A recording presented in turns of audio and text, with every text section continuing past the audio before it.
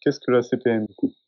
La CPM, c'est la Caisse primaire d'assurance maladie, c'est un organisme, une entreprise privée euh, qui est sous tutelle de l'État et qui a une mission de service public, celle de délivrer des prestations sociales pour les assurés sociaux du département de la Loire-Atlantique, sous tutelle de l'État de deux ministères, le ministère de la Santé et le ministère du Budget, puisque notre budget est décidé par le gouvernement, donc c'est un organisme privé de travail. Nous ne sommes pas fonctionnaires, nous sommes salariés privés. Pour autant, nous avons une mission de service public qui est cette mission d'assurer la sécurité sociale face au risque maladie des assurés du département de la Loire-Atlantique. Pouvez-vous me raconter brièvement ce qu'est la sécurité sociale? La sécurité sociale qui permet dans la société française de couvrir la population française par rapport aux risques qu'ils rencontrent dans la vie. Ça peut être le risque de la maladie, le risque de l'accident.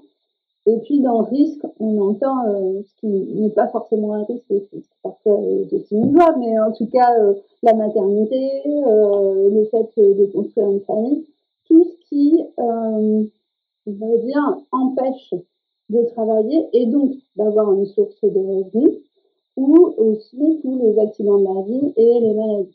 La retraite, par exemple, quand on n'est plus en capacité de travailler, en capacité, ça se discute, mais en tout cas, quand on n'est plus en âge de travailler, ça, voilà, la sécurité sociale, elle a été construite et créée pour combler tous ces aléas de la vie. Là. C'est ça le fondement de. Et du coup, c'est une réponse collective à des situations individuelles.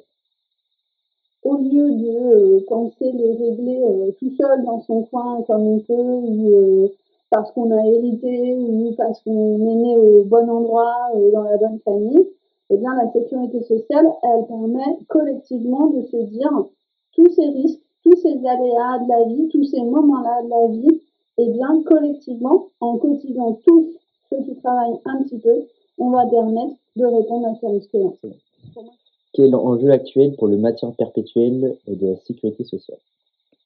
Les enjeux, ils sont financiers. En fait, depuis 1945, le système n'a jamais été fait pour être, viable financièrement. On est déficitaire. Pour nous, l'enjeu principal, c'est celui financier, et c'est ce que je vous disais tout à l'heure. Est-ce qu'on revoit l'universalité du système de soins, ou est-ce qu'on va chercher d'autres modes de financement, ou alors est-ce qu'on accepte d'être déficitaire? Selon vous, quel pourrait être l'avenir dans les années futures pour la sécurité sociale? Est-il prometteur ou non, et pourquoi? Personnellement, moi, j'ai envie d'y croire, et j'ai surtout envie de croire dans les plus jeunes pour se battre pour la conserver. C'est pas juste un poste voilà, qui m'offre plein d'opportunités de faire plein de choses. C'est aussi, je travaille là parce que ça a du sens de contribuer à ce qu'est la sécurité sociale. Je pense qu'il faut y croire, il faut peut-être des fois se battre, la défendre, peut-être faire taire les fausses idées. L'IA change plein de choses chez nous à la CPM, je peux vous dire, tous les jours. L'IA est hyper utile à améliorer les soins. Donc la sécurité sociale, elle doit permettre de financer toute l'innovation en santé. Ça veut dire qu'il faut qu'il y ait des gens qui y croient à ces valeurs de agir ensemble.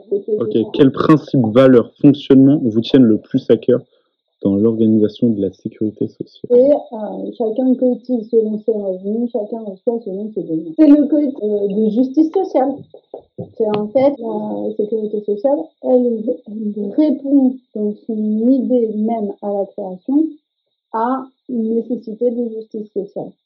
Que l'on soit né dans la bonne famille et que l'on vive, je sais pas où, fin fond des Alpes ou dans le 16e, eh bien, voilà, c'est le côté universalité aussi de la sécurité sociale.